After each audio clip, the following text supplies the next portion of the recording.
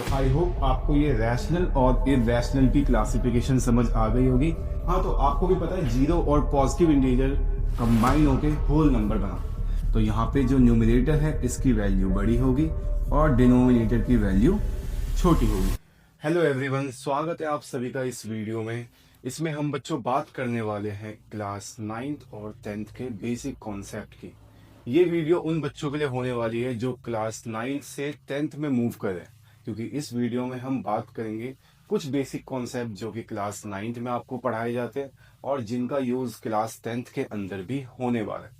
ये एक तरीके से ना ब्रिज कोर्स होने वाला है इन दोनों क्लासेस के बीच का, क्योंकि मुझे पता है आपका क्लास 9th का रिजल्ट आ चुका होगा और आप क्लास 10th की पढ़ाई स्टार्ट करने वाले होंगे। तो हम इस चैनल के ऊपर क्लास 10th की मैथ्स को देखने वाले हैं।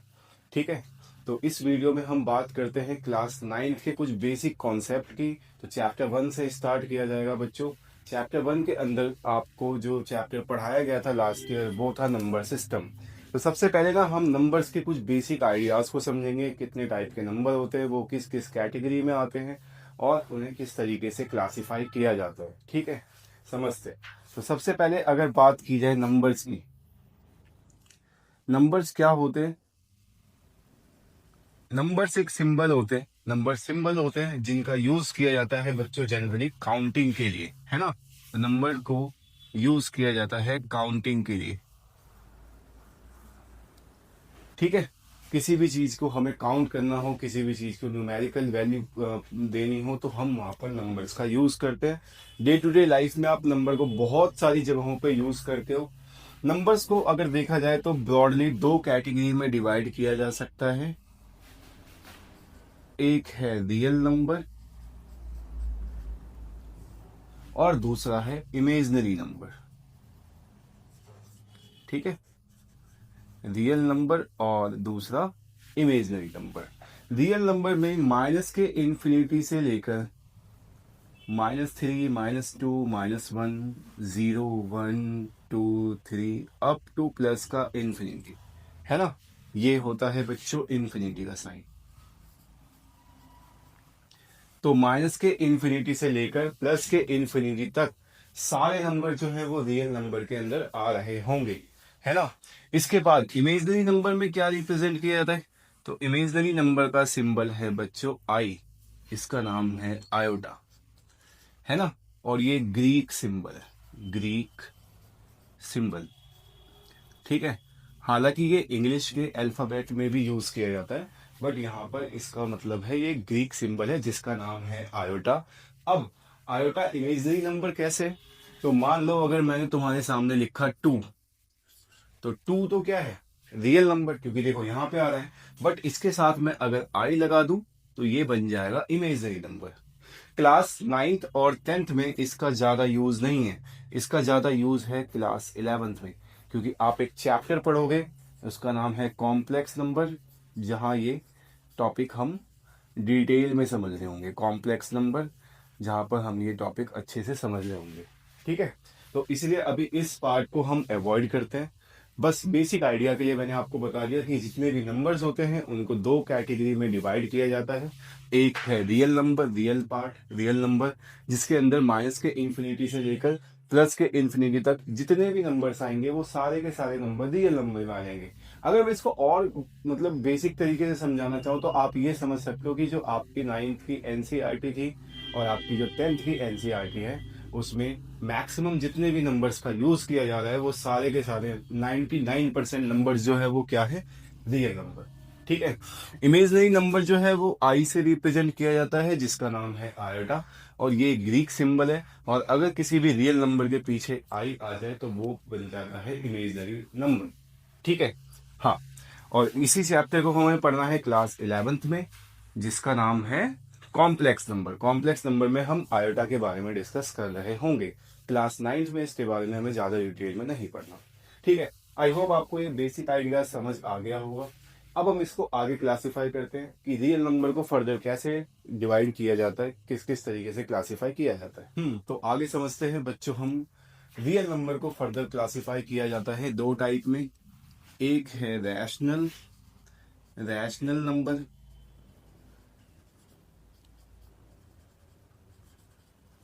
और दूसरा है इरैशनल नंबर। ठीक है, इरैशनल नंबर। रैशनल नंबर क्या होते हैं, आपने क्लास 8th में पढ़ा होगा रैशनल नंबर के बारे में। रैशनल नंबर वो नंबर होते हैं जिनको पी अपॉन क्यू फॉर्म में लिखा जा सकता है ना। Where P and Q, where P and Q are integers. तो ऐसे नंबर जिनको पी अपॉन क्यू फॉर्म में लिखा जा सके। अब ये पी अपॉन क्यू फॉर्म क्या है, तो ऊपर न्यूमिनेटर लिखा हो और नीचे डिनोमिनेटर लिखा हो, तो ऐसे नंबर को हम बोलते हैं पी अपॉन क्यू फॉर्म। ठीक है, हाँ, न्यूमिनेटर अपॉन डिनोमिनेटर, तो ऐसे नंबर को बोलते हैं बच्चों पी अपॉन क्यू फॉर्म। तो ऐसे नंबर जो पी अपॉन क्यू फॉर्म में लिखे जाएं, जहां पर पी जो है, पी और क्यू जो है वो इंटीजर्स हो, है ना। इसके कुछ एग्जांपल्स हम डिस्कस करते हैं, जैसे 1/2। ठीक है, तो 1 न्यूमिनेटर है और 2 क्या है, डिनोमिनेटर। जैसे माइनस का 3/4। ये जितने भी अपॉन वाले नंबर्स होते हैं ना, तो ये सब के सब क्या आएंगे, रैशनल। अच्छा, एक और इसमें चीज, मान लो आपके सामने लिखा है 5, तो 5 क्या रैशनल है या ये इरैशनल होगा। तो इसका बेसिक सा फंडा ये है कि हम इसको पी अपॉन क्यू फॉर्म बना सकते हैं इसके नीचे 1 लगाकर। तो 5/1 ये भी क्या बन गया, पी अपॉन क्यू फॉर्म, यानी कि ये भी क्या है, रैशनल। तो अब तुम्हारे दिमाग में ये आ रहा होगा कि भैया इरैशनल नंबर क्या होता है। तो जिन्होंने 9th पढ़ रखी है उनको थोड़ा बहुत आइडिया होगा कि इरैशनल नंबर हम किसे कहते हैं। ऐसे नंबर जिनको पी अपॉन क्यू फॉर्म में, है ना, यानी कि ये जो बटे वाला है इस पार्ट में ना लिखा जा सके। ठीक है, जिसको पी अपॉन क्यू फॉर्म में नहीं लिखा जा सकता। तो फिर इरैशनल होगा क्या। तो इरैशनल की आइडेंटिफिकेशन दो तरीके से, मतलब दो तरीके से हम आइडेंटिफाई कर सकते हैं इरैशनल नंबर को। पहला, जब रूट में क्या आ जाए, प्राइम नंबर। रूट में आ रहा हो बच्चों प्राइम नंबर। प्राइम नंबर क्या होता है अभी हम थोड़ा आगे डिस्कस करते हैं, अभी के लिए बस एग्जांपल्स देख लो इसके। जैसे कि √2, √3, √5, ये सभी प्राइम नंबर्स हैं। तो ऐसे नंबर जो कि प्राइम हो और उनके ऊपर रूट लग जाए, तो वो किस कैटेगरी में आते हैं, इरैशनल की कैटेगरी में। और दूसरा, जिनका डेसिमल एक्सपेंशन कैसा हो, NTNR, यानी कि नॉन टर्मिनेटिंग, नॉन रिपीटिंग। तो ऐसे नंबर्स भी क्या कहलाते हैं बच्चों, इरैशनल नंबर। ठीक है, अब NTNR डेसिमल एक्सपेंशन आपने क्लास 9th में पढ़ा ही होगा, नहीं पढ़ा तो मैं इसके एक दो एग्जांपल्स लिख देता हूँ। एग्जांपल्स में यहाँ लिख देता हूँ, NTNR। ठीक है, तो नॉन टर्मिनेटिंग नॉन रिपीटिंग में आ जाएंगे, जैसे कोई डेसिमल एक्सपेंशन है जो कि इस टाइप का है, नंबर्स रिपीट नहीं हो रहे, है ना, और ये टर्मिनेट भी नहीं हो रहा। कुछ इसमें और भी आ जाते हैं, जैसे कि ऐसे पैटर्न 0.01, 001, 00001, 4 बार 0, फिर 1। तो इस टाइप के पैटर्न वाले क्वेश्चंस भी, इस टाइप के पैटर्न वाले डेसिमल एक्सपेंशंस भी क्या होते हैं बच्चों, नॉन टर्मिनेटिंग नॉन रिपीटिंग या नॉन रिकरिंग, है ना। और इस टाइप के जिनमें नंबर्स जो है ना वो तो रिपीट हो रहे हो लेकिन एक पैटर्न रिपीट ना हो रहा, तो ऐसे नंबर भी NTNR में आते हैं। और इन सभी डेसिमल एक्सपेंशन वाले नंबर्स को कहा जाता है इरैशनल नंबर। तो आई होप आपको ये रैशनल और इरैशनल की क्लासिफिकेशन समझ आ गई होगी। इरैशनल को फर्दर क्लासिफाई नहीं किया जाता, बस इसके ये दो ही टाइप के आइडेंटिफिकेशन है, या यूं कह लो दो ही पार्ट है, एक है रूट वाला और एक है डेसिमल वाला। ठीक है, और रैशनल जो है इसको फर्दर क्लासिफाई किया जाता है।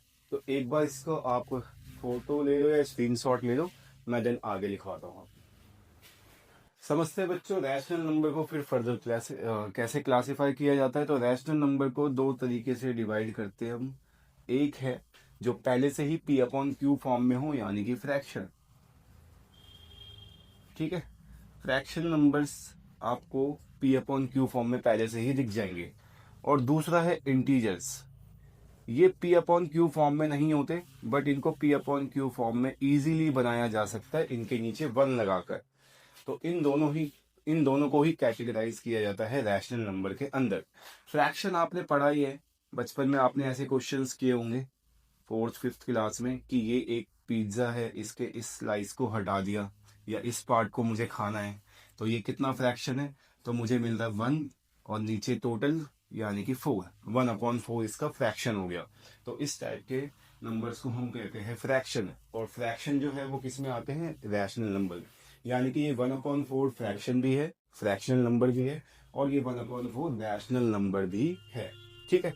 हाँ, तो फ्रैक्शन के 3 बेसिक पार्ट होते हैं या टाइप कह लो आप। पहला है proper fraction. Proper fraction, proper fraction में बच्चों जो न्यूमरेटर होता है उसकी वैल्यू छोटी होती है डिनोमिनेटर से। डिनोमिनेटर, जैसे कि अगर मैं आपको एग्जांपल दूं 1/2, न्यूमरेटर छोटा है डिनोमिनेटर बड़ा है। 2/3, न्यूमरेटर छोटा है डिनोमिनेटर बड़ा है। 3/4, न्यूमरेटर छोटा है डिनोमिनेटर बड़ा है। तो ऐसे नंबर्स को हम क्या कहते हैं, प्रॉपर फ्रैक्शन। सेकंड आता, इंटीजर्स में अलग से समझा दूंगा। सेकंड आता है, इसके बाद प्रॉपर के बाद आता है improper fraction. Improper fraction, improper fraction जो है वो प्रॉपर फ्रैक्शन का उल्टा हो जाएगा। इसमें न्यूमरेटर छोटा था, डिनोमिनेटर बड़ा था, तो यहाँ पे जो न्यूमरेटर है इसकी वैल्यू बड़ी होगी और डिनोमिनेटर की वैल्यू छोटी होगी। इसके अगर हम एग्जाम्पल्स की बात करें तो 3/2 है ना, 5/3, 7/4, ये एग्जाम्पल्स होंगे जिसमें न्यूमरेटर की वैल्यू जो है वो बड़ी है और डिनोमिनेटर की वैल्यू छोटी। इसके बाद तीसरे टाइप का आता है mixed fraction. Mixed fraction, mixed fraction में क्या होता है बच्चों, आगे एक नंबर लिखा होगा जो कि होल नंबर हो सकता है, नेचुरल नंबर हो सकता है, और उसके पीछे एक फ्रैक्शन होगा। फॉर एग्जाम्पल 1:1/2, है ना। तो ये जो है आगे एक नंबर लिखा है, पीछे इसके फ्रैक्शन लिखा है। तो इस टाइप के नंबर्स को हम कहते हैं मिक्स फ्रैक्शन। इसमें फ्रैक्शन भी आ गया और आगे एक नंबर भी आ गया। 2:2/3, तो ऐसे नंबर कहलाते हैं मिक्स फ्रैक्शन। ठीक है। तो आई होप आपको फ्रैक्शन के तीनों पार्ट समझ आ गए होंगे। इसके अलावा like fraction, equivalent fraction, unlike fraction, बहुत सारे टाइप होते हैं, बट वो कहीं ना कहीं इन्हीं से मल्टीप्लाई करके बनते हैं, तो इसलिए मैं उनको डिस्कस नहीं करता इस वीडियो में। हम बेसिक आइडियाज देख रहे हैं कि अगर रैशनल नंबर को क्लासिफाई किया जाएगा तो वो फ्रैक्शन और इंटीजर में डिवाइड होगा। फ्रैक्शन के फर्दर 3 पार्ट होते हैं। अब हम डिस्कस करते हैं कि इंटीजर के कितने पार्ट होते हैं। ठीक है। तो एक बार पहले इसका आप स्क्रीनशॉट ले लो, मैं साइड हो जाता हूँ, देन मैं इंटीजर्स समझाता हूँ कि इंटीजर्स कितने टाइप के होते हैं। तो समझते हैं बच्चों इंटीजर्स को। इंटीजर्स को फर्दर 2 पार्ट में क्लासिफाई किया जाता है। एक है नेगेटिव इंटीजर, नेगेटिव इंटीजर, ठीक है। नेगेटिव इंटीजर कहां से स्टार्ट होता है बच्चों, -1 से, और ये कहां पे एंड होता है, -∞ पर, है ना, -∞ पर। तो ऐसे नंबर्स को हम बोलते हैं नेगेटिव इंटीजर। और सेकंड पार्ट में आता है इसके होल नंबर। अच्छा, अब तुम्हारे दिमाग में आ रहा होगा भैया होल नंबर कैसे आ गया, पॉजिटिव इंटीजर आना चाहिए और 0 आना चाहिए। हाँ, तो आपको भी पता है 0 और पॉजिटिव इंटीजर कंबाइन होके होल नंबर बना। तो होल नंबर जो है वो कहां से स्टार्ट होगा बच्चों, 0 से, और ये प्लस के इन्फिनिटी पे खत्म हुआ, है ना। तो आपके पास देख सकते हो 0 से पॉजिटिव इंटीजर ये हो गए और नेगेटिव इंटीजर ये हो। तो इसीलिए इंटीजर्स को 2 तरीके से कैटेगराइज किया जाता है। आप इसकी 3 कैटेगराइजेशन भी पढ़ सकते हो। नेगेटिव इंटीजर, फिर बीच में आ जाएगा 0, देन आ जाएगा पॉजिटिव इंटीजर। वो क्लासिफिकेशन भी सही है, कई टीचर इस तरीके से पढ़ाते हैं, और अगर आप हायर क्लासेस में हो तो आप इस तरीके से भी इसको समझ सकते हो। फिर वही है, फर्दर होल नंबर 2 तरीके से कैटेगराइज हो जाएगा। एक आ जाएगा 0, है ना, और एक आ जाएगा पॉजिटिव इंटीजर। पॉजिटिव इंटीजर जिसमें वैल्यू 1 से लेके अप टू इन्फिनिटी, ठीक है। तो 1 से लेके इन्फिनिटी। पॉजिटिव इंटीजर के आगे का जो सेक्शन है, जो पार्ट बच गया, वो हम करेंगे नेक्स्ट वीडियो में डिस्कस। आप इस पूरे का स्क्रीनशॉट ले लो ताकि आपके जो बेसिक कॉन्सेप्ट है वो क्लियर हो सके। मिलते हैं बच्चों नेक्स्ट वीडियो में, तब तक के लिए बाय बाय।